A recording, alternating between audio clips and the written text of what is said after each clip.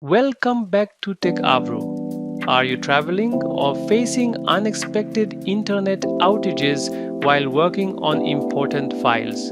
Google Drive allows you to view, create, and edit your documents, spreadsheets, and slides completely offline.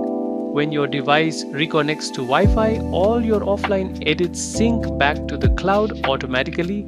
Here is how to set it up step by step. First, open Google Drive in Google Chrome on your computer. Make sure you are connected to the internet and click the gear settings icon at the top right corner. Select Settings from the context menu to open your Drive Settings panel. Scroll down the General Settings list until you locate the Offline section. Check the box labeled Create, Open, and Edit your recent Google Docs, Sheets, and Slides files on this device while offline.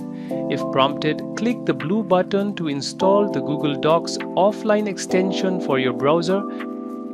Now, to make any specific file available offline, right-click on the file inside your drive. Toggle the switch next to Available Offline to turn it on.